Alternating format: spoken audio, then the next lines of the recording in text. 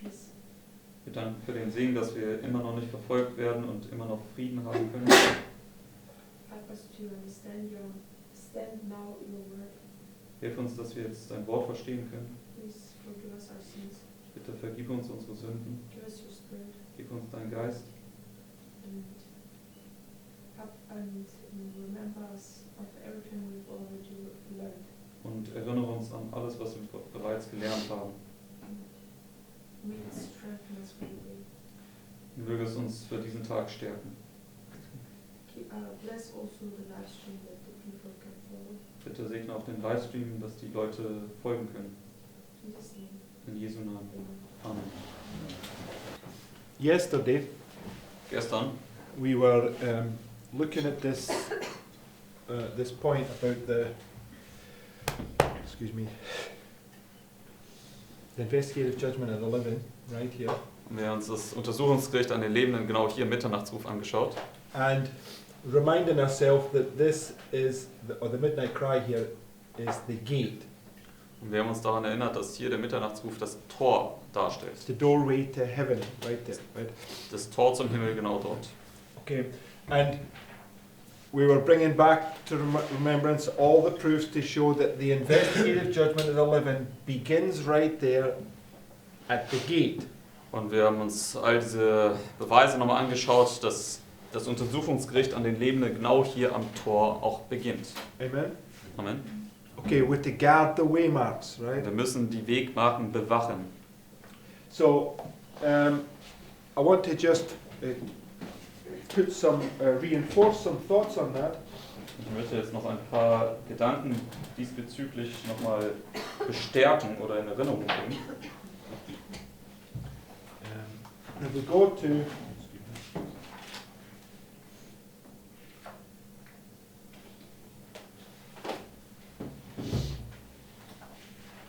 go to Deuteronomy chapter 22. Gehen wir zu 5. Mose 23.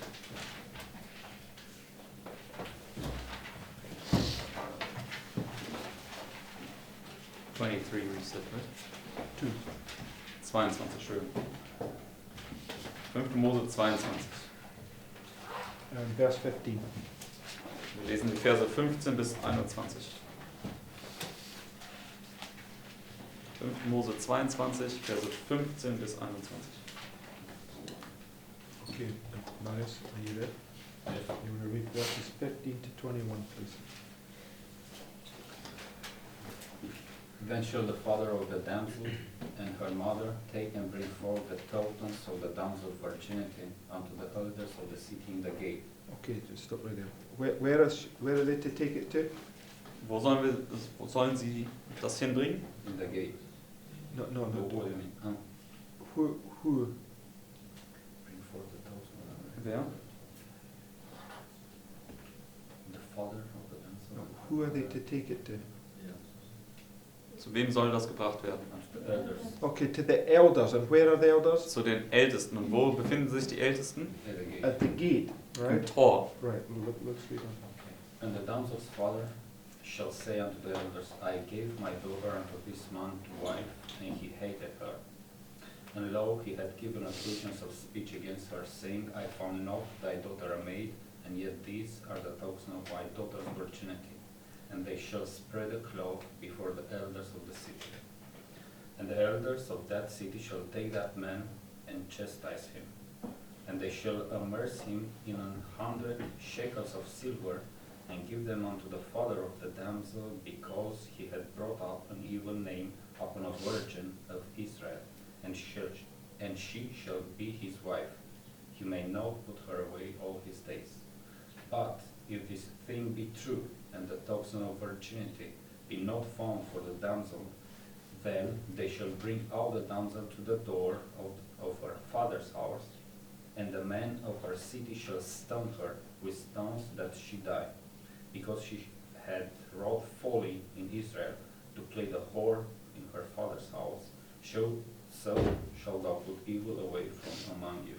Okay, so what is taking place here? What are these elders doing? Also was findet hier statt? Was tun diese Ältesten hier?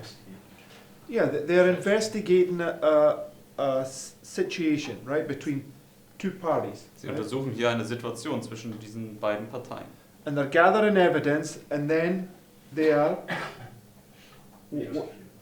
they're executing judgment, right? Sie sammeln jetzt die Beweislage und machen dann ein Urteil letztendlich. So the elders in the gate are carrying out judgment, right? Also die Ältesten im Tor, sie üben hier Gericht aus. Okay, and it's an investigation. Und es ist eine Untersuchung. Go to back one chapter, go to Deuteronomy 21, Gehen wir ein Kapitel zurück zu 5. Mose 21 18 to 21.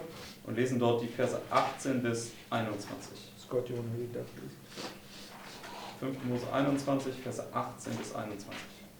If a man have a stubborn and rebellious son, which will not obey the voice of his father or the voice of his mother, and that, when they have chastened him, will not hearken unto them, then shall his father and his mother lay hold on him, and bring him out unto the elders of the city, and unto the gate of his place. And they shall say unto the elders of his city, This our son is stubborn and rebellious, and he will not obey our voice. He is a glutton and a drunkard. And all the men of his city shall stone him with stones that he die. So shalt they put away evil from among you, and all Israel shall hear and fear. Right, so what are the elders doing? Also was tun die Ältesten jetzt hier? Right, so Die steinigen. now you have to get this right. Now, this was under the Old Testament, right? Und das war unter dem Alten Testament. Is the God of the Old Testament any different from the God of the New Testament? Und ist der Gott des Alten Testaments anders als der Gott des Neuen Testaments? No, right? Nein. Sister White says just because lightning doesn't come down and strike you dead doesn't mean the judgment's not going to come, right? Wenn White sagt, nur weil jetzt nicht irgendein Blitz vom Himmel kommt und dich tötet, heißt das noch längst nicht, dass das Gericht nicht eines Tages kommen wird. Okay, it's teaching us the fact that God has committed judgment unto his people, right? Und es lehrt uns hier die Tatsache, dass Gott die Ausübung des Gerichts seinem Volk übertragen hat. And that point's right here, elders at the gate, right? Und dieser Punkt ist genau hier, wo die Ältesten am Tor markiert sind. Okay, what must you have on right here? Was musst du hier anhaben? The wedding garment. Das Hochzeitsgewand. So both these cases, right, if there's anybody telling lies or anybody that's rebellious and they get right here, right, Also beide Fälle zeigen uns hier, wenn irgendjemand hier rebellisch ist oder irgendwelche Lügen verbreitet und man kommt dann hier zu diesem Tor, they will be separated, right? dann werden sie getrennt werden. Because all evil will be put out of the camp of Israel, right? Denn alles Böse wird dort aus dem Lager von Israel beseitigt werden. Go to Ruth chapter 4. Gehen wir jetzt zu Ruth Kapitel 4.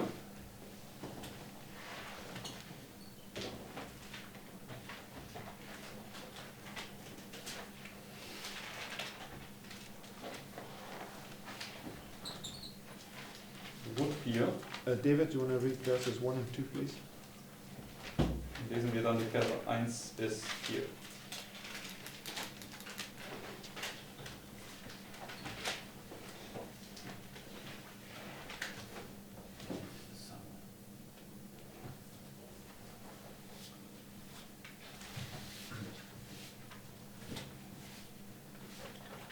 Ruth 4, Vers 1 bis 4. Direkt nach dem Buch Richter.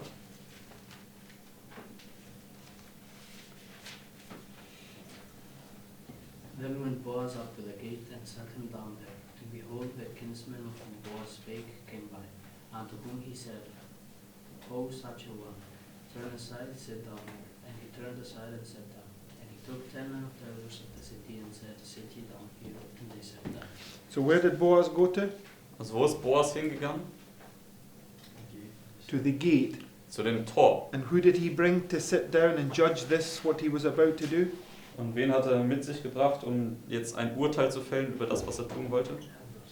The elders. Die right? Ältesten. Okay, it's got many things that we have to understand. But I'll give you 3 witnesses now that the elders in the gate are there to make judgment, right? Ich habe euch jetzt 3 Zeugen hier dargelegt, dass die Ältesten im Tor dazu da sind, um dort Gericht zu halten. Okay, now go to Numbers chapter 35. Gehen wir jetzt zu 4. Mose 35. 4. Mose 35.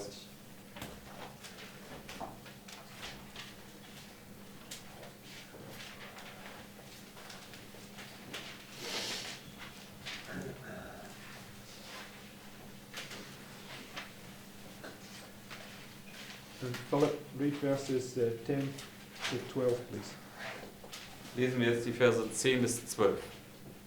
Speak unto the children of Israel, and say unto them, when ye become over Jordan, to the land of Canaan, then ye shall appoint you cities to be cities of refuge for you, that the slayer may flee thither, which killeth any person unawares. And they shall be unto you cities for a refuge from the avenger, that the manslayer die not until he stand before the congregation in judgment. Right. So, so it says that they were to appoint the cities of refuge, right? Also es steht hier, dass sie Zufluchtsstädte benennen sollten. And who could flee to that city of refuge? Und wer konnte zu diesen Zufluchtsstätten fliehen?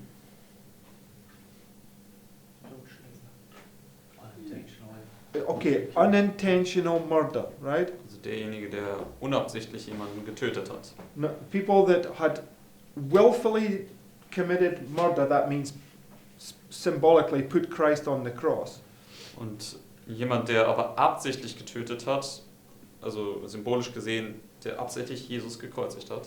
Okay, so it's teaching us those that willfully sin are willfully murdering Christ, right? Er lehrt uns also diejenigen, die willentlich und bewusst sündigen, die töten ganz bewusst Christus. Right? But those that, you know, don't willfully sin, it's like something that they realize after it's revealed to them, they can flee there, right?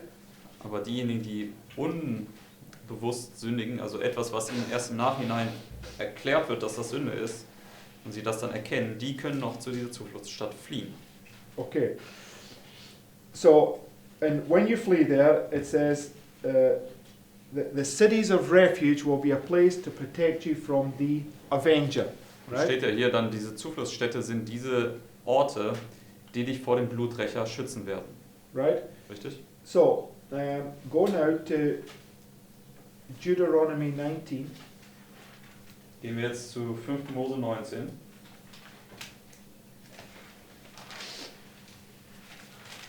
Daniel, you want to read verses 4 to 6, please?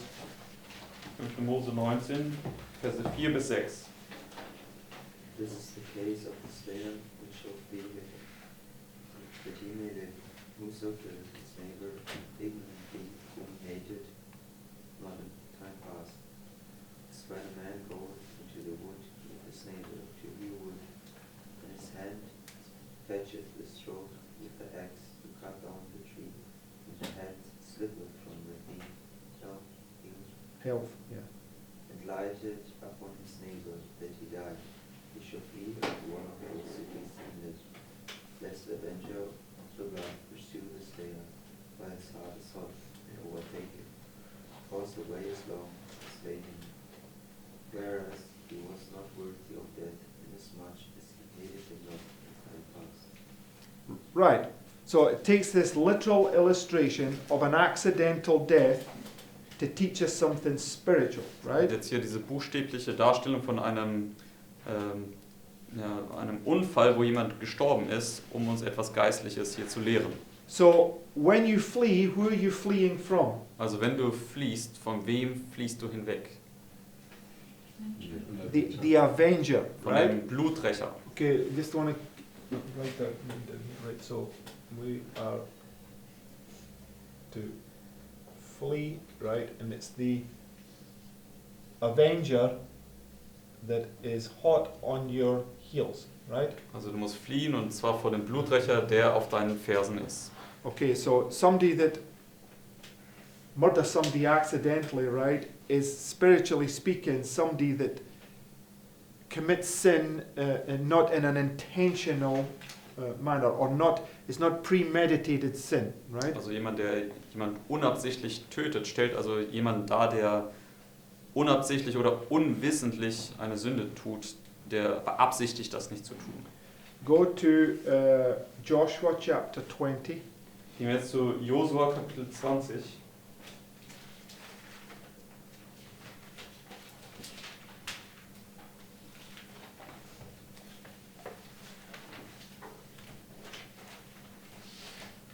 Susie, please read verses 2 to 6.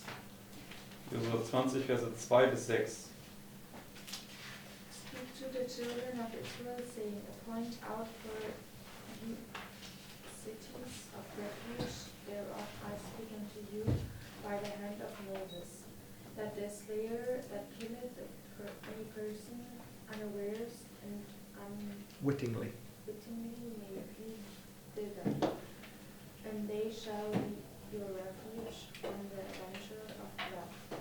And when he that doth feel unto of those cities, one of those cities, shall stand at the entering of the gate of the city, and shall declare his cause in the ears of the elders, and of that city they shall take him into the city unto them, and give him a place that he may dwell among them.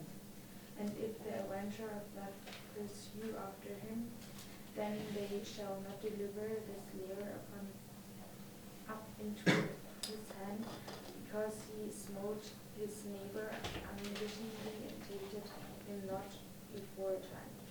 And he shall dwell in that city until he stand before the congregation for judgment, and until the death of the high priest. That shall be in those days. Then shall the slayer return and come unto his own city, and unto From his whence he own fled. Yes. house, unto the city from whence He fled. Right. Okay, so again, it's telling us about these cities of refuge that's been appointed, right?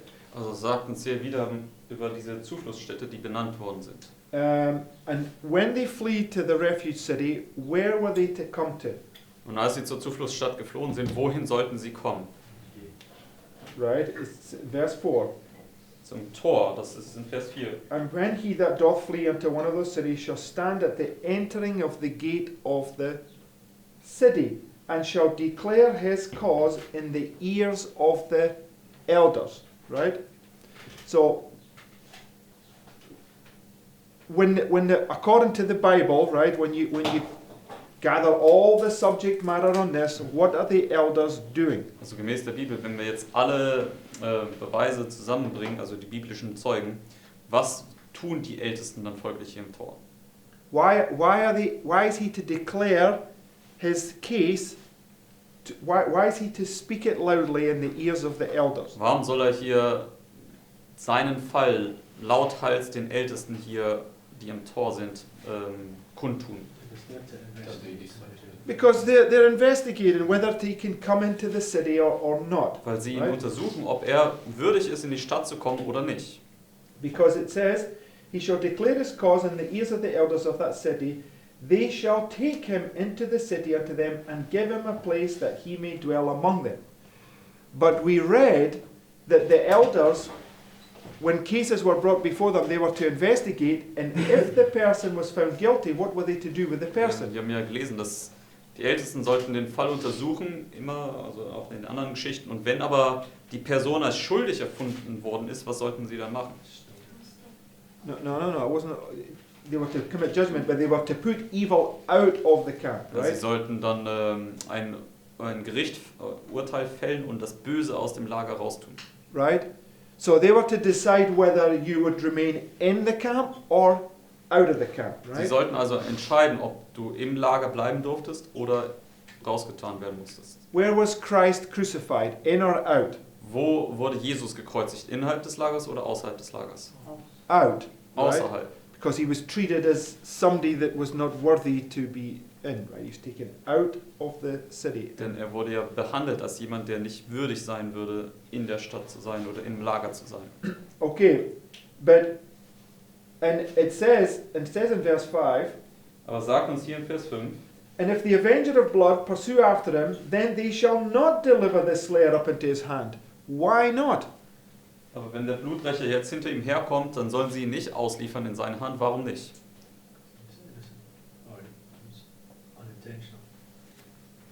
Okay, that's not the Also yes, weil er that's true, unschuldig but ist that's und weil das not, nicht not the absichtlich war, answer. das stimmt zwar, aber das ist nicht die Antwort, die ich suche.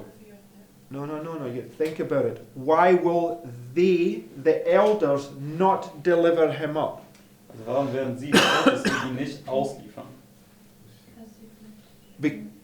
Because what? Because he fled. No. Because they have. Das Okay, Judgment. they've already passed judgment. Weil sie right? bereits ein Urteil über ihn ja gefällt haben.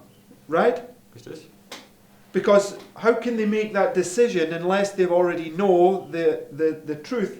They're not going to accept him in to the camp and say, no, we're not giving you to the slayer unless judgment has already been begun, right? Also wie kann es sein, dass sie dem Bluträcher sagen, nein, wir geben ihn nicht in deine Hände, es sei denn, sie haben zuvor schon ein Urteil gefällt und ihn als unschuldig befunden. You got to read God's word very carefully, Wir right? müssen Gottes Wort sehr sorgsam lesen. Führer? Question: where would we then mark in this chapter the avenger No. coming? Okay, let's not go there. I don't know the answer to that. We've got to go through all the bits, one bit at a time. Also die Frage war nur, wo würden wir jetzt den Bluträcher hier in diesem Kapitel auf der Linie markieren, aber das werden wir einen Punkt nach dem anderen uns anschauen. But it says that, if you go back to verse 4, Wenn wir jetzt zurückgehen zu Vers 4, he says, I shall declare his cause in the ears of the elders of that city. They shall take him unto the city unto them and give him a place that he may dwell among them. So, when they declare it in the ears, you can clear to see they're making judgment and they're allowing him to come into the city. also er verlautbart das jetzt in ihren Ohren und sie üben jetzt fällen jetzt ein Gerichtsurteil über ihn und erlauben ihn jetzt in die Stadt zu kommen. And in verse 5,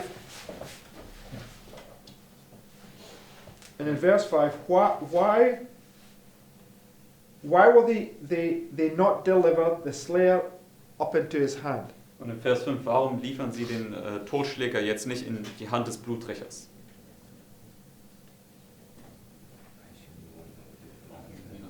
No, what does it say there? Right? Because he's faithful and willing.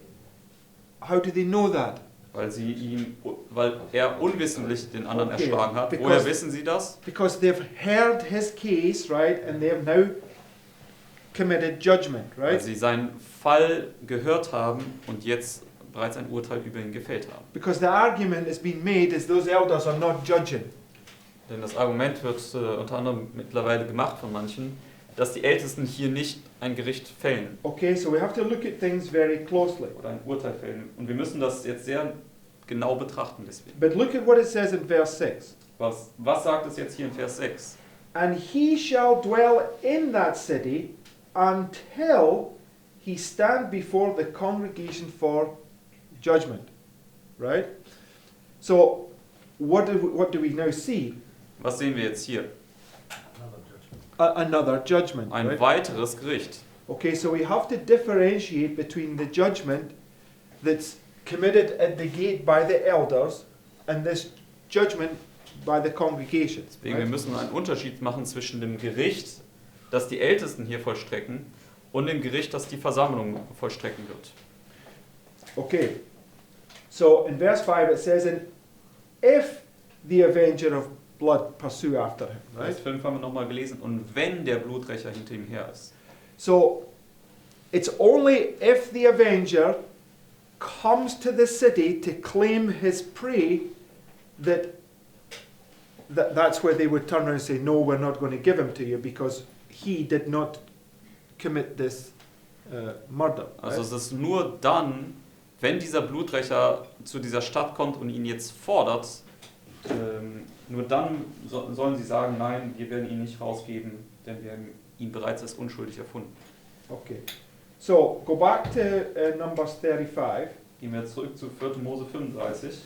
And we read a few verses there already Und wir haben ja bereits dort ein paar Verse aus diesem Kapitel gelesen. about the man that if he does this accidentally, right, or he's unwittingly, Also über diesen Mann, der unwissentlich oder unfreiwillig jemanden getötet hat. but verse 20 Oder to unabsichtlich. 25, please, Sandra. Lesen wir Verse 20 bis 25. Where? I missed it. 4. Mose 35. Numbers 35, please. 4. Mose 35, Verse 20 bis 25.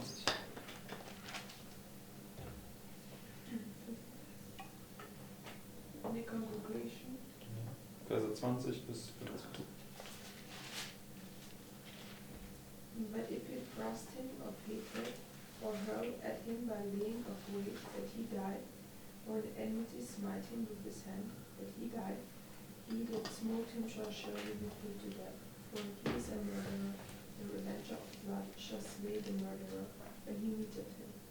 But if it thrust him suddenly without enmity, or hath cast upon him anything without laying of wood, or with any stone wherewith the man shall die, seeing him not, and cast it upon him that he died, and was not his enemy, neither sought him his harm, then the congregation shall judge between the slayer and the revenger of blood according to these judgments. And the congregation shall deliver the slayer out of the hand of the revenger of blood, and the congregation shall restore him to the city of his refuge, whither he was fled, and he shall abide in it until the death of the high priest, which was anointed with the holy oil. Okay, so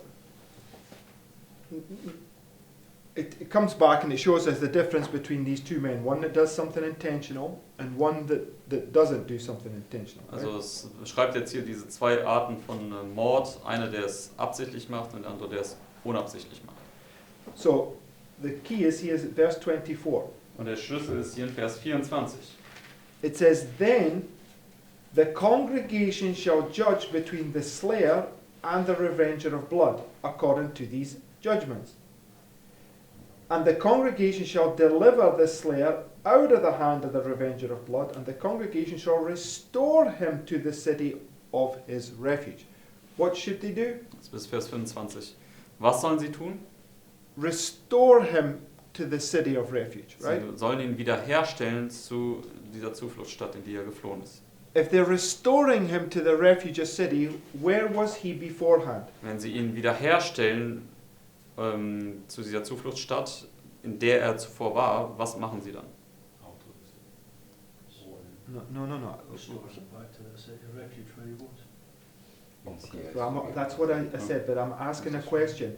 If they're restoring him to the refuge city, where was he beforehand? I just answered that. In refuge city. I think I already gave the Outside of the refuge. Sorry? I already gave the answer in my translation. But Oh, you did? I know Okay. it. Okay, so the point is that he was already in the refuge city. Right? Also der Punkt ist, dass er bereits schon in der Zufluchtsstadt zuvor gewesen sein muss, Okay, wenn er so wiederhergestellt wird.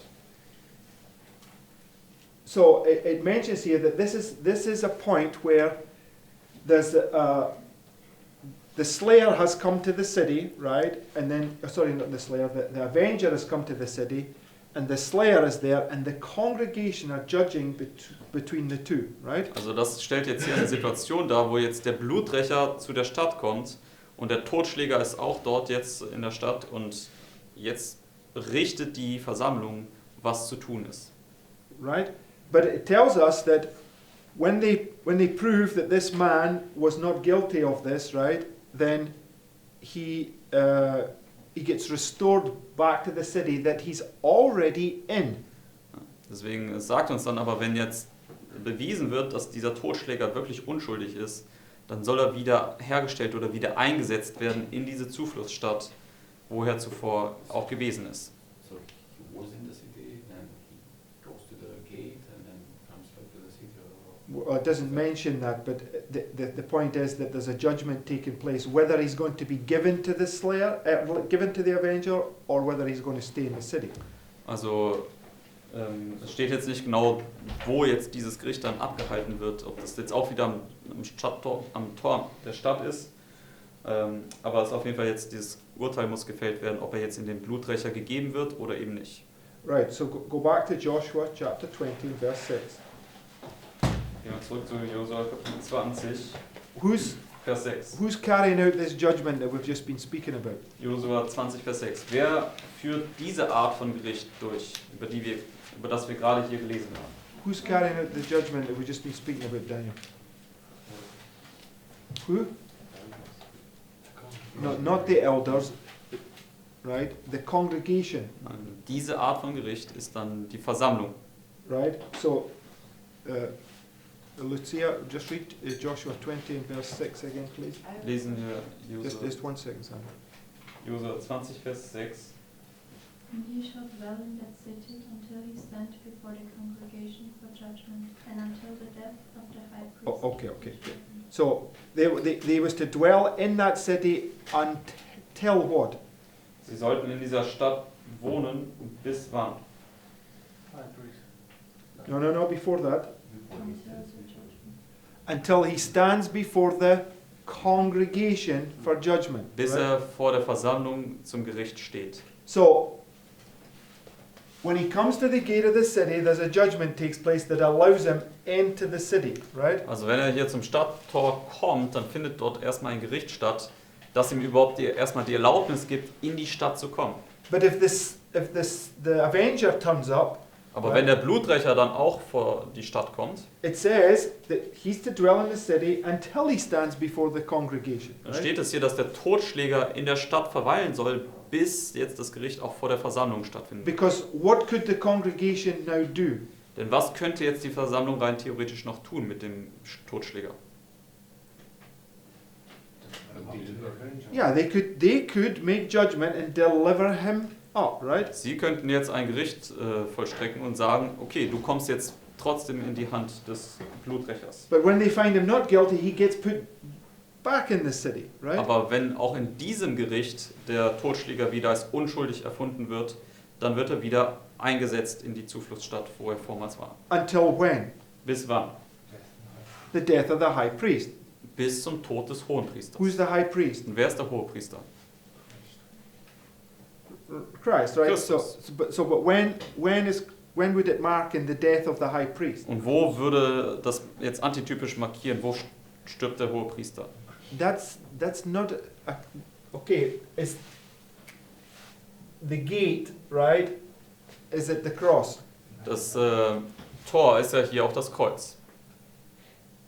Okay, so we need to think about what we say. The cross is not a point in time; it's a period of time, right? Also das Kreuz ist nicht ein Zeitpunkt, sondern eine Zeitspanne. So when would the death of the high priest be? Wann würde der Tod des Hohenpriesters sein? Okay, the point where he says it is done, right? Also der Punkt, wo er sagt, es ist geschehen oder es ist vollbracht. And Sister White says it is done, it is finished, right? Enweit sagt ja, es ist geschehen, es ist vollbracht, ist dasselbe. And when it is done, it is finished, what's it mark in the end of? Und wenn es heißt, es ist geschehen, es ist vollbracht, was markiert das für ein Ende? What is it marking the end of? Also was für ein Ende markiert das? The investigative judgment of the living or the experience on the cross, right? Es markiert dann das Ende des Untersuchungsgerichts der Lebenden oder das Ende der Kreuzeserfahrung. So you can see that from the moment you come to the gate until the death of the high priest, right? So high priest dies, right? Also von dem Moment, wo du zum Tor kommst, bis zu dem Punkt, wo der Hohepriester stirbt, Right? It's a period of time, das right? ist eine Zeitspanne. There's a judgment at the gate to allow you in. Da gibt es also ein Gericht am Tor, was dir die Erlaubnis gibt, einzutreten. And then when when the avenger comes, then there's a judgment by the congregation to see whether you stay in there. Und dann, wenn der Bluträcher kommt, dann gibt es nochmal ein Gericht der Versammlung, um zu sehen, ob du weiterhin in dieser Stadt bleiben darfst. And you must remain in there until it is finished. Und du Right? musst in dieser Stadt bleiben, bis zu dem Punkt, wo es heißt, es ist vollbracht. Right? Richtig? So, what did we just do there? Was haben wir jetzt gerade eben gemacht damit? What did we just do there to come to those conclusions? Was haben wir gemacht, um zu diesen Schlussfolgerungen zu kommen? Right, we didn't just take one Bible verse and come to conclusions. We brought all the evidence together, Wir right? haben all die Beweise zusammengebracht. Wir haben nicht nur einen Bibelvers irgendwie betrachtet und unsere eigenen Schlussfolgerungen dann gezogen. Well, 1 second, Sandra had a question. Did I answer your question? It's good. With the congregation, then you those who declare to take the filthy garments from Joshua. Okay, look, you're gonna, I just made a point, right? What did we do to come to a conclusion? Also was haben wir gemacht, um zu unserer Schlussfolgerung hier zu kommen? Okay, gather all the evidence together, and you want me to answer that now without going and gathering all the evidence on that? Du möchtest jetzt, dass ich deine Frage beantworte, ohne zuvor all die Beweise zusammenzubringen? Oh, okay, then you have to think about your question. Your question would mean that we would have to do a study now and bring all the evidence together in order to produce the answer, right? Also, wenn wir jetzt deine Frage beantworten wollten, dann müssten wir jetzt ein Studium machen und all die Beweise zusammenbringen, um dann eine Antwort darauf zu finden. Okay, so we're going through this piece by piece. So the question is, I don't know the answer to that until we've gone through it carefully, right, and allowed the Bible and the Spirit process to give us the answer, right? Also, ich kenne die Antwort jetzt noch nicht auf deine Frage. Es sei denn, wir gehen zuvor durch die ganze Bibel und durch den Geist der Weissagung und kommen dann zu einem richtigen Ergebnis. Okay, we must not be hasty to come to conclusions of things until we've looked at all the evidence, right? Wir sollten nicht schnell sein, irgendwelche Schlussfolgerungen zu ziehen, es sei denn, wir betrachten zuvor die ganzen Beweise. Now, yesterday in the notes that I provided on this, in the Refuge City, they should still be in there. Gestern habe ich ja Notizen über die Zufluchtsstadt gepostet und ich poste sie nochmal in den Livestream. Aber das ist schon gemacht, oder? Ja, ich Okay. hab's. Also die sind jetzt nochmal hier neu gepostet von Fjodor.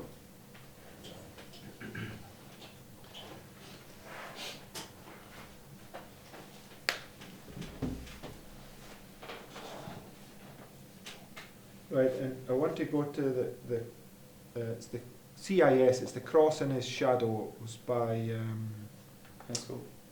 Stephen Haskell. He wrote this book. It's all about the temple services. Which page is it? I don't know which It's the second to last quote in the page notes. it's on. Also das vorletzte Zitat in den Notizen. Von CIS 264. Okay, I'll just read through this and I'll pull points out of this. It says, Also ich werde jetzt durchlesen und ein paar Punkte dann da rausnehmen. it begins with the heading type and antitype, right? Also es hat die Überschrift Typus und Antitypus. It says the cities were to be a shelter for all who slew anyone unaware or unwittingly, and it lists a lot of verses on about points, right? It says Christ is the only refuge in this world from sin and destruction. So, sorry, Mark. CS 264. Yes. Oh, sorry, it begins with type and okay, and then quotes verses. Yes, right. It says Christ is the only refuge in this world from sin and destruction. The roads were to be kept open in good condition, that none be hindered in fleeing to the city.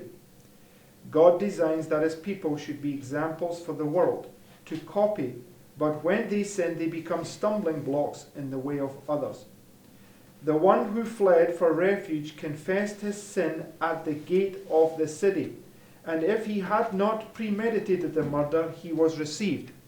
So, did Stephen Haskell understand it the same way as we've just come to the conclusion?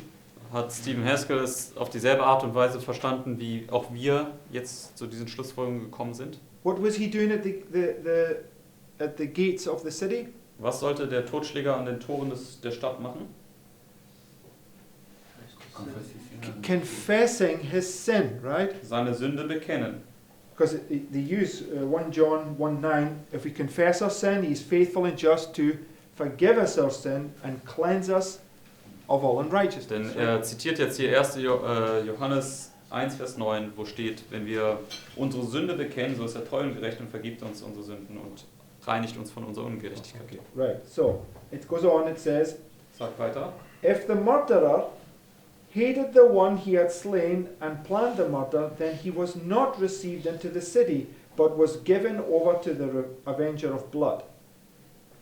Right? So if they at the gate found out that he was a murderer, then he he was given over, right? Also wenn sie am Tor erkannt haben, dass er wirklich ein tatsächlicher Mörder ist, dann ist er dem Bluträcher übergeben worden, direkt. It says, some may through fear of punishment come with only lip service, while in their hearts they are cherishing sin.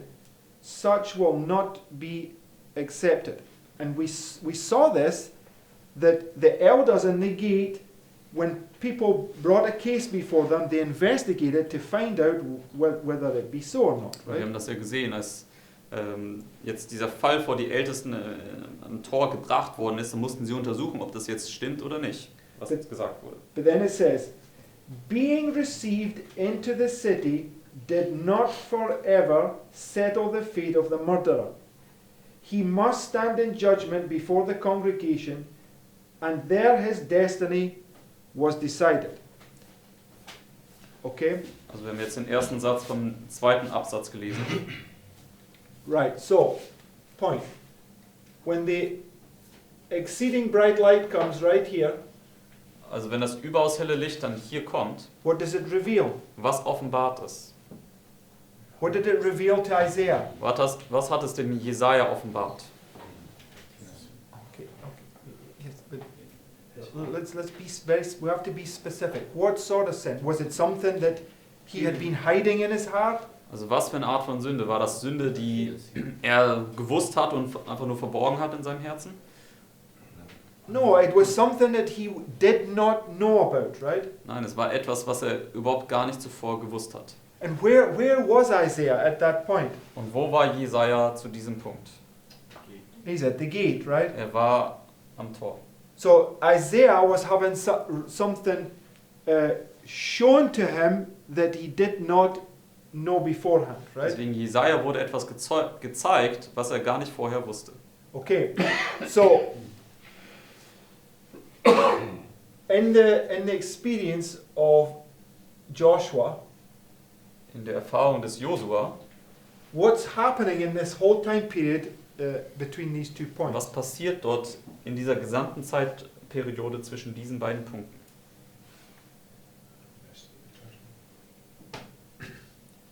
What is happening? Also das Untersuchungsgericht, aber was passiert dort? What is happening to Joshua? Was passiert mit dem Josua? The accuser. Who's the accuser? Er wird angeklagt und wer ist dieser Verkläger? The avenger, Er ist right? der Bluträcher. He's coming and he's making claims upon Joshua, saying, "Give him to me," right? Er kommt und fordert jetzt Josua als seine Beute und sagt, gib ihn mir. But his accusations, are they true? Aber seine Anschuldigungen, sind die wahr? No, right? Nein. So who's standing between the accuser and the accused? Wer steht also zwischen dem Ankläger und dem Angeklagten? In this, In dieser Christ. Darstellung von Josua, das ist Christus. Christ is the one, right? He's standing between the accused and the accuser, right? Christus ist derjenige, der zwischen dem Verkläger und dem Angeklagten steht. So Christ is the only one that's able to what? Christus ist der Einzige, der in der Lage ist, was zu tun. To read your heart, right? Dein Herz zu lesen. Right? So, okay, so I get why Scott said the congregation, and I want to try to marry these 2 points up. What is Christ being the intercessor and this congregation? What's the relationship between the two? Also ich kann auch verstehen, warum Scott jetzt geantwortet hat, die Versammlung, denn ich möchte auch diese Verbindung zwischen Christus und der Versammlung verstehen. Wie kann das, sage ich mal, zusammengehören? Okay, Was bedeutet das? so if we go back to this quote, Wenn wir jetzt zurück zu dem Zitat hier kommen, it says, "He must stand in judgment before the congregation, and there his destiny was decided. Everyone will be judged before the judgment bar of God for the deeds done in the body. Within the city was life, outside the city was death. He that hath the Son hath life, he that hath not the Son of God hath not life.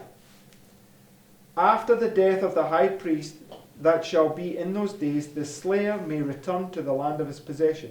When Christ lays aside his priestly robes and reigns as king, then all who abide in him will receive their inheritance in the earth made new. Right, so at least at this point, when you come here, right, and the exceeding bright light comes and you confess your sins, what do you have on? Also wenn du hierhin kommst und das überaus helle Licht kommt und du deine Sünden bekennst, was trägst du dann?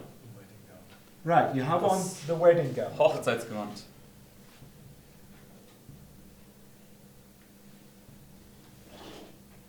But in the story of Joshua, what does Joshua have on? Aber in der Geschichte des Josua, was hat Josua dort an? He has filthy garments, right? Er hat schmutzige Gewänder an. Right, so what has to take place now, right? Also was muss jetzt hier passieren? What does Christ do at the end of this experience? Was tut Christus hier am Ende dieser Erfahrung? He gives him a wedding garment, Er right? gibt ihm ein Hochzeitsgewand.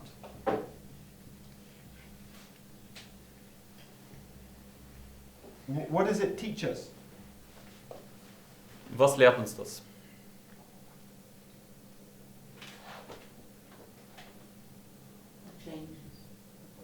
No, the wedding garment, what does it say you have to do? You have to abide in Christ, right? Also was sagt es hier? Du musst in Christus verweilen. Can you lose this wedding garment in this time period? Kannst du dieses Hochzeitsgewand in dieser Zeit noch verlieren?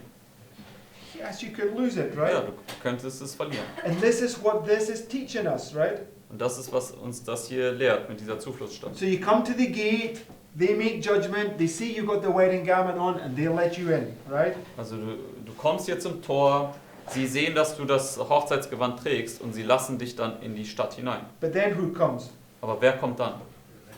The avenger comes and does what? He throws his accusations, his filthy garments upon Der you. Bluträcher kommt dann und er klagt dich jetzt an, er schmeißt diese schmutzigen Gewänder über dich. And there's now this investigation that has to take place in this time period, right? Und dann muss hier diese Untersuchung in dieser Zeit hier stattfinden. So it depends on the result of that investigation that's done there, whether or not you get cast into outer darkness, right? Or whether he'll reward you with this wedding garment at the end, Und es right? ist dann abhängig von dieser Untersuchung, die hier stattfindet, ob du letztendlich in die äußerste Finsternis hinausgeworfen wirst oder ob du dann hier, what did you say at the end? Gives him this wedding garment. Oder das Hochzeitsgewand hier ein weiteres Mal bekommst. Because the man that's in there with the citizen's garment on, what does he say to do to him? Denn der Mann, der mit dem bürgerlichen Gewand zur Hochzeit kam, was hat der Herr zu ihm gesagt? Okay, cast him into outer darkness. Werfe ihn hinaus in die äußerste Finsternis. Okay, so I don't quite know who the congregation specifically represents. Also ich weiß momentan noch nicht ganz genau, wer diese Versammlung jetzt ist, wen sie darstellen. But you can at least see that the elders begin this judgment. Wir können auf jeden Fall sehen, dass die Ältesten dieses Untersuchungsgericht beginnen. They decide whether you've got the wedding garment on and let you into the city. Sie entscheiden, ob du jetzt das Hochzeitsgewand hast oder nicht und lassen dich dann entweder in die Stadt oder eben nicht. But when the avenger turns up, it's now the congregation that's deciding or not whether you remain in that. Aber wenn der Bluträcher jetzt kommt, dann müsst die Versammlung entscheiden, ob du weiter in der Stadt bleiben darfst oder eben nicht. And- It's the 24 elders, because they have passed away from their testimony and made the judgment, you know, the ones in heaven. Yeah, we will come and we will look closer at this. We have to bring up a lot of these Also things. es wurden noch die 24 Ältesten aus dem Buch Offenbarung erwähnt. Und das werden wir auch noch in Zukunft hineinbeziehen in unser Studium. Okay, but the point I would make, you can clearly see the relationship between the investigative judgment and the city of Refuge, Der right? Punkt, den ich machen möchte, ist, man kann deutlich den Zusammenhang zwischen der Zufluchtsstadt und dem Untersuchungsgericht an den Lebenden erkennen. An argument that was being made was that this is not the investigative judgment of the living, it's here at the end. Right? Ein Argument wurde gemacht, dass hier am Anfang, wenn du in die Stadt kommst, das gar nicht das Untersuchungsgericht an den Lebenden darstellt, sondern nur hier am Ende. Sorry? So, I hope we can see those points. Ich hoffe, dass wir diese Punkte erkennen können.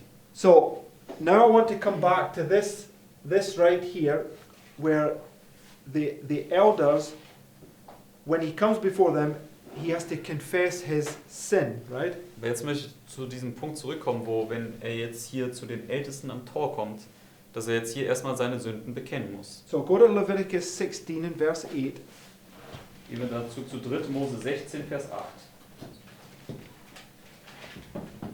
And Daniela, read verses 8 and 9, please. 3. Mose 16, Vers 8. Dann lesen wir die Verse 8 bis 9.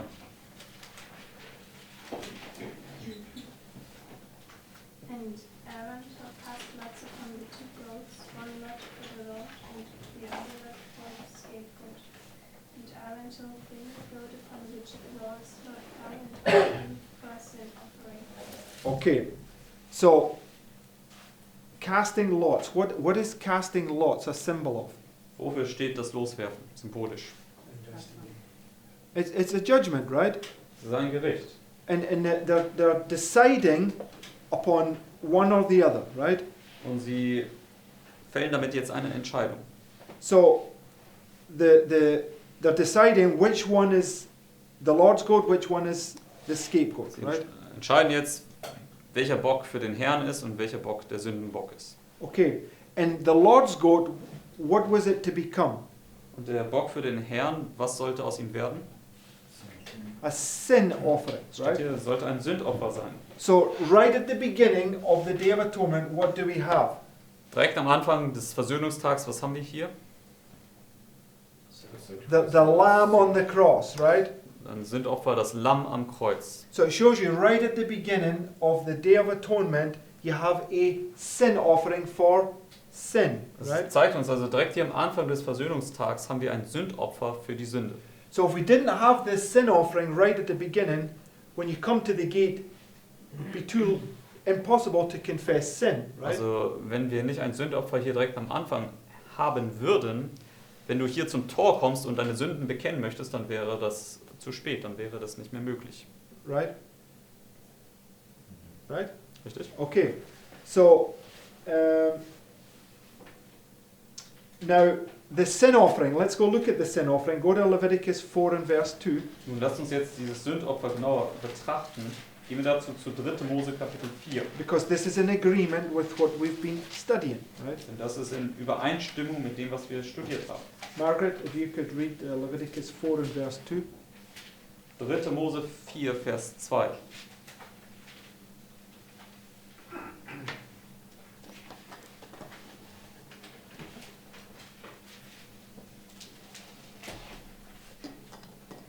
Speak unto the children of Israel, saying, if the soul shall sin through ignorance against any of the commandments of the Lord concerning the things which ought not to be done, and shall do against any of them. Okay. So, I just want you to read this one verse, because this is in the chapter where it's talking about the sin offering, right?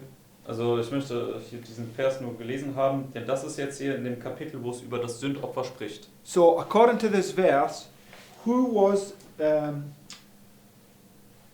worthy to receive pardon from the sin offering? Also gemäß diesem Vers hier, wer war würdig, Vergebung durch dieses Sündopfer zu erhalten? Somebody that sinned ignorantly. Jemand, right? der unwissentlich gesündigt hat. The man that fled to the city, he had sinned ignorantly. He had not planned it. It was not premeditated. Also derjenige, der zur Zufluchtsstadt geflohen ist, der hat auch unwissentlich oder unabsichtlich gesündigt. Er hat das nicht geplant. So Christ going on the cross right here, what sins are they for? Also wenn Christus jetzt hier ans Kreuz geht, für wessen Sünde sind, On the Day of Atonement. also hier am Versöhnungstag, für welche Sünde ist dieses Opfer gebracht? Ignorant sins, right? Für unwissentliche Sünden. All known sin prior to that point had to be confessed and put away, right? Alle dir bereits bekannten und bewussten Sünden mussten im Vorhinein bekannt worden sein und auch hinweggetan worden sein. Had to be done under the daily ministration, Und right? das musste unter dieser täglichen Ministration, also diesem täglichen Dienst getan worden sein. Right? But when you come to the yearly service, only ignorant sins could be confessed there. Aber wenn du zu dem jährlichen Dienst kamst, nur unwissentliche Sünden konnten dort bekannt werden. I mean, I don't want to people misunderstand me. Even on the daily offerings, to bring an offering, it couldn't be willful sin, right? Sogar unter dem täglichen Dienst, da konnte man keine bewussten Sünden praktizieren oder bekennen. Okay, under the law, if you willfully sinned, you were put to death, right? Unter dem Gesetz damals, wenn du willentlich bewusst gesündigt hast, dann wurdest du zu Tode gebracht. But we know that if you've willfully done something that you break your heart and confess it before Christ, he will forgive you, right? Wir wissen, dass wenn wir bewusst gesündigt haben und dann das aber unser Herz zerbricht und wir dann diese Sünde bekennen, dann wird er uns auch vergeben. But I'm just showing that under the old system of types and symbols, there was no room for willful rebellion, right? Also ich möchte euch nur zeigen, dass unter dem alten System der Symbole und Typen es keinen Raum gab für bewusste Rebellion. So it's showing you how much the Lord hates the rebellious heart, right? Es zeigt uns, wie sehr Gott das rebellische Herz verachtet. Okay, now go back to Leviticus 16. Gehen wir jetzt zurück zu 3. Mose 16.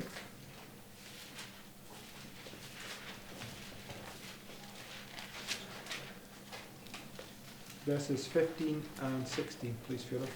3. Mose 16, Verse 15 bis 17 oder 16? 15 and 16. Verse 15 bis 16. Then shall he kill the goat of the sin offering that is for the people, and bring his blood within the veil, and do with that blood as he did with the blood of the bullock, and sprinkle it upon the mercy seat, and before the mercy seat. And he shall make an atonement for the holy place because of the uncleanness of the children of Israel, because of their transgression in all their sins. And so shall he do the tabernacle of the congregation that remained among them in the midst of their uncleanness. Okay, so there's two things he was doing here, right? What's the first thing he had to do? Also sind zwei Dinge, die er hier tun musste. Und was war das erste? Sin offering. First of all, he had to make a sin offering for the people, Also right? zunächst einmal musste er ein Sündopfer für die Leute darbringen.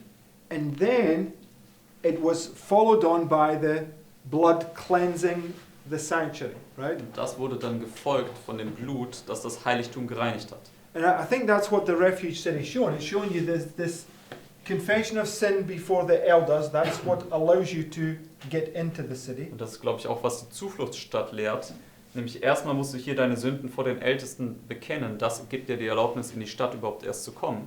But the congregation are then deciding whether you remain in the city, right? Aber die Versammlung entscheidet dann im Nachhinein noch, ob du auch in der Stadt bleiben darfst oder nicht. This is ensuring that the city remains clean, because if he was guilty, he must be put out, right? Und das stellt dann sicher, dass diese Stadt rein bleibt, denn wenn er schuldig war, dann muss er hinausgetan werden. Right, so you can clearly see a process from beginning to end, right? Deswegen, man kann klar einen Prozess hier erkennen, von Anfang bis zum Ende. Amen? Amen. Okay, so, right, so go to Patriarchs and Prophets 515.3. Daniel, could you post that in the live stream in German, please? Also es wird jetzt auch gleich im Livestream in Deutsch gepostet. Can you post maybe the English? Or is it in the notes? No, it's not. Just go. I added this last night. 515.3. Can't you just post it?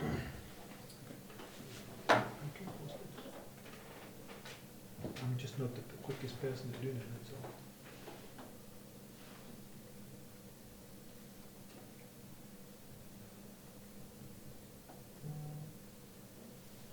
Yeah, he's not doing it. Okay. Okay, it says, the cities of refuge were so distributed as to be within half a day's journey of every part of the land.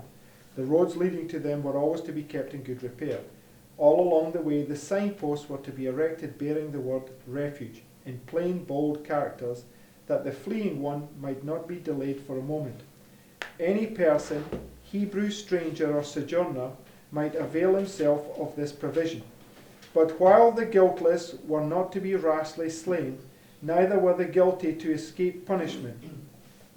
The case of the fugitive was to be fairly tried by the proper authorities, and only when found innocent of intentional murder was he to be protected in the city of refuge. So, in order for him to get into the city of refuge, what does it clearly say has to have taken place there? Also damit er überhaupt erst in die Stadt hineinkommen konnte, was sagt es hier deutlich, was musste zuerst stattgefunden haben? These were tried. Yes, it says, the case of the fugitives was to be fairly tried by the proper authorities, and only when found innocent of intentional murder was he to be protected in the city of refuge.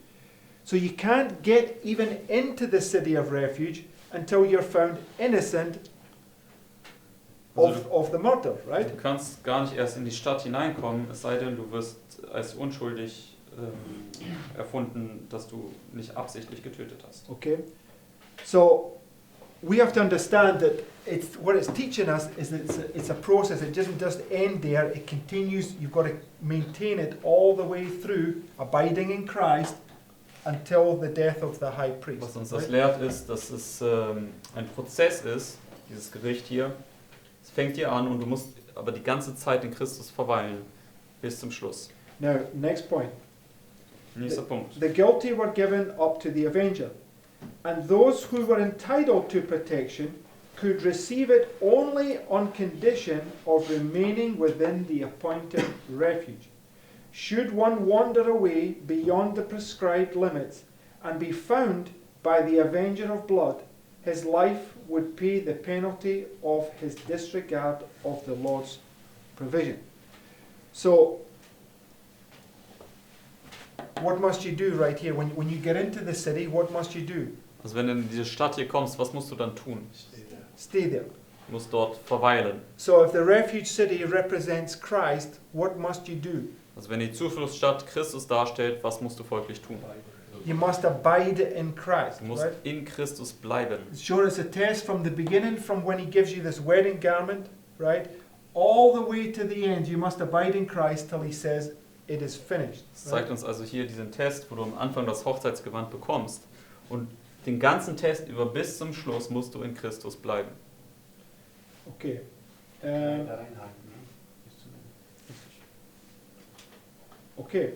So go back to Numbers chapter 35. Gehen wir zurück zu 4. Mose 35.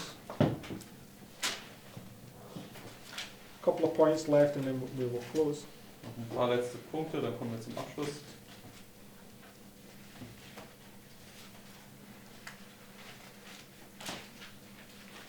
Daniel, just you post. I'm not sure if it's in there.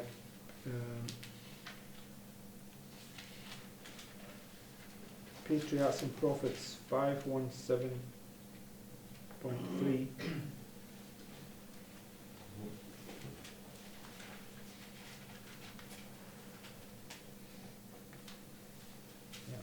Okay, Numbers 35. Lawrence, you want to read verses 26 to 28, please? 4. Mose 35, Verse 26 bis to when? 26 to 28. Okay, 26 bis 28. But if the slayer shall at any time come without the border of the city of his refuge, whether he was fled, and the revenger of blood find him without the borders of the city of his refuge, and the revenger of blood kill the slayer, he shall not be guilty of blood, because he should have remained in the city of his refuge until the death of the high priest. But after the death of the high priest, the slayer shall return into the land of his possession. Okay, so who's the avenger? Wer ist dieser Bluträcher? Satan, right? Satan. So if you're outside that refuge city and Satan kills you, Also wenn du außerhalb dieser Zufluchtsstadt bist und Satan tötet dich dann, your blood is not upon him. das ist dein Blut nicht auf ihn. Who will it come back upon? Auf wen wird es letztendlich zurückfallen? Yourself. Auf right? dich selbst. Now, Satan wants to deceive us or destroy us. Why? Warum möchte Satan uns verführen und zerstören? Warum? To suffer for our sin. Ja, upon us. Yes, he wants to deceive us and so that our blood is not upon him, right? Also er möchte uns verführen und zerstören, damit unser Blut letztendlich nicht auf seinen Kopf kommt. See, if we willfully choose to disregard thus saith the Lord, then all blame is upon us. We destroy ourselves, right? Also wenn wir bewusst uns entscheiden, Gottes Gesetze zu missachten, dann ist die Schuld auf uns. It says that Satan can lawfully slay you and it won't come back upon him. Es sagt dir, dass Satan dich dann töten darf, also und es wird nicht auf ihn zurückkommen. Okay? So he is absolutely just to do that because you break a thus saith the Lord, right? Er ist total gerecht, indem er das tut, indem er dich tötet und ja, es wird auf dich selbst zurückfallen. So just let's read this, what Daniel posted. It's, Lass uns jetzt das nächste Zitat hier aus dem Livestream lesen. it says, the prisoner who at any time went outside the city of refuge was abandoned to the avenger of blood. Thus the people were taught to adhere to the methods which infinite wisdom appointed for their security. Even so, it is not enough that the sinner believe in Christ for the pardon of sin. He must by faith and obedience abide in him. For if we sin willfully, after that we have received the knowledge of the truth, there remaineth no more sacrifice for sins, but a certain fearful looking for judgment and fiery indignation. Right? So, here, what is this referring to in Hebrews 10 there? Also, auf was nimmt das hier Bezug, hier Hebräer 10? Sorry? No. In relation to what we just, to Hebrews 10. Also in Bezug hier auf das, was wir gelesen haben, Hebräer 10. What does it tell us in Hebrews 10? Was sagt es uns hier in Hebräer There's 10? no sacrifice for you if you sin willfully. Okay, but there's a sacrifice right here, right? Also Hebräer 10 sagt, es gibt da kein Opfer mehr für dich, wenn du bewusst sündigst. Aber hier wird ja ein Opfer gemacht, But richtig? when you have this sacrifice now, and then you choose at that time to step outside of his protection, right? There's no more sacrifice for sin. Also wenn du dieses Opfer hier erstmal erhältst und du dann danach aber wählst, dich außerhalb dieser Schutzmauern zu gehen, dann wird es kein Opfer mehr für Sünde geben für dich. So from the moment the investigative judgment begins until he says it is finished, we must abide in Christ, right? Also von dem Moment an, wo das Untersuchungsgericht beginnt, bis zu dem Punkt, wo es aufhört, musst du in Christus bleiben. Means sin not. Yes, you're holding on to Christ through the promises, right? Das bedeutet, du darfst nicht dort bewusst sündigen. Ja, du hältst an Christus fest durch die Verheißung. So Christ is in the wilderness for 40 days. Who comes? Christus ist in der Wüste für 40 Tage. Wer kommt dann herab? The tempter. Der Versucher. What is shielding Christ? Und was beschützt Christus? The law, which is the wall around the refuge city, Das right? Gesetz, und das ist auch die Mauer um die Zufluchtsstadt. What's Satan trying to do to Christ? Und was versuchte Satan mit Jesus zu tun? To make him come To out. draw him out of the city, right? Ihn aus der Stadt zu locken. How did Christ stay in the city? Und wie ist Christus in der Stadt geblieben? It is written, it is written, it is written. Es steht Right? geschrieben, es steht geschrieben, es steht geschrieben. Amen? See, Amen. all these things speaking the same thing. Last quote. Letztes Zitat. Daniel, just post, please, just Brothers and Patriarchs and Prophets 278.2 and 279.1. They're just next to each other. Das kommt jetzt gleich noch in den Livestream. Maybe it's oh, it's already in the notes. It's already in the notes. Bereits in den Notizen ist das The last- allerletzte Zitat. It's the last point, so we can just. 2 Absätze. Okay, it says, before obtaining freedom, the bondmen must show their faith in the great deliverance about to be accomplished. The token of blood must be placed upon their houses, and they must separate themselves and their families from the Egyptians, and gather within their own dwellings. So, what did they have to do? This is the Passover. What did they have to do? Also was mussten sie machen? Im Passa? Sacrifice and stay in the home. No, okay. It didn't just say make a sacrifice. It says they must put the blood on the doorpost. Steht Right? hier, sie mussten das Blut auf die Türpfosten tun. What did we say that the blood on the doorpost was? Und was haben wir schon gesehen? Was stellt das Blut am Türpfosten dar? Wedding. The wedding garment, right? Das Hochzeitsgewand. So when they put the blood on the doorpost, right? This is them confessing their sins at the gate of the refuge city, Also right? wenn sie das Blut hier an die Türpfosten tun, das stellt dar, wie sie die Sünden hier am Tor der Stadt bekennen. Because where was the blood? Denn wo war das Blut? The door, which is the gate, right? Am Tor, was auch, oder an der Tür, was auch das Tor darstellt. Right? We understand the door and the gate are synonymous with each other, Die right? Tür und das Tor sind ja austauschbare Begriffe. Okay, and there must be a separation from sin and sinners, right there, right? Es muss dort eine Trennung zwischen dem Sünder und der Sünde dort stattfinden. And they had to be inside their houses, Und right? sie mussten in ihren Häusern sein.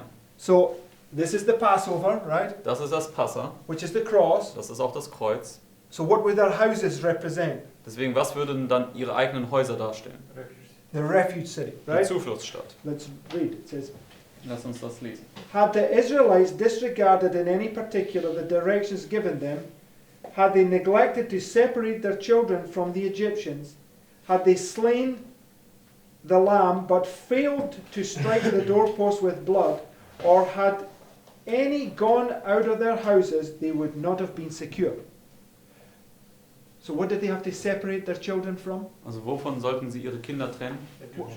Okay, when the Von den Lord Ägyptern. when the Lord says, get out the cities right there, Wenn der right? Herr sagt, kommt aus diesen Städten genau hier, What does it say about your children? was sagt es dann über deine Kinder hier? Get them out of those people that are constantly committing sin, right? Bringt sie hinweg von diesen Leuten, die beständig Sünde praktizieren. Get them out of those worldly schools and homeschool them, right? Bringt sie aus diesen weltlichen Schulen heraus und lehrt sie zu Hause. Because it says, if you don't do that, you're not secure. Denn sagt ihr, dass wenn du das nicht tust, dann bist du nicht in Sicherheit. They might have honestly believed that they had done all that was necessary, but their sincerity would not have saved them. All who failed to heed the Lord's directions would lose their firstborn by the hand of the destroyer. And the blood is upon us, not him, right? Und wenn wir Gottes Gebote missachten, dann ist das Blut auf unserem eigenen Haupt und nicht auf dem Haupt Satans. Satan is here throwing the filthy garments on, right? Und Satan steht ja hier und er wirft auf dich diese schmutzigen Gewänder. But if any of those accusations found to be true, what happens? Aber wenn irgendwelche Anklagen hier von ihm wahr sind, was würde dann passieren? You get thrown to the slayer, Du right? wirst dem Bluträcher ausgeliefert werden. By obedience, the people were to give evidence of their faith. So all who hope to be saved by the merits of the blood of Christ should realize that they themselves have something to do in securing their salvation. While it is Christ only that can redeem us from the penalty of transgression, we are to turn from sin to obedience. Man is to be saved by faith, not by works, yet his faith must be shown by his works. God has given his Son to die as a propitiation for sin. He has manifested the light of truth, the way of life. He has given facilities, ordinances, and privileges, and now man must cooperate with these saving agencies. He must appreciate and use the helps that God has provided, believe and obey all the divine requirements. So when it says, flee from the cities there, and don't go back into the cities, and you go back into the city, right, what are you disregarding? Also wenn es hier sagt, flieht von den Städten und geht nicht zurück in die Städte, aber ihr geht zurück in die Städte, was macht ihr dann? It says if you've left something behind, don't go back for it, right? Es steht ja geschrieben, wenn du etwas zurückgelassen hast, geh nicht dort wieder zurück hin. Brothers and sisters, we must take this seriously. Liebe Right? Geschwister, wir müssen das ernst nehmen. Don't be tempted to go back because you might have forgotten something.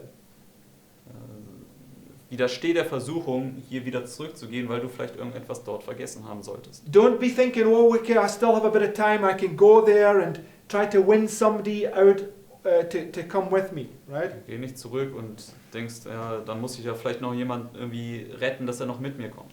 It says there's no time to say goodbye. Employment, friends, family, everything must be left behind and you must flee because the slayer is on your heels, right? Es sagt uns hier, dass zu diesem Zeitpunkt es keine Zeit zur Verzögerung mehr gibt. Du musst alles zurücklassen, Familie, Beschäftigung und alles, was da ist.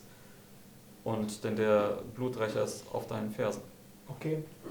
It's real clear. We're all being tested whether or not we obey the divine commands, right? Deswegen, wir werden jetzt bald alle geprüft werden, ob wir den göttlichen Geboten auch gehorchen. Amen? Amen. It's a hard saying, right? Das ist eine harte Rede, richtig? Okay, let's close in prayer. Lass uns mit Gebet abschließen.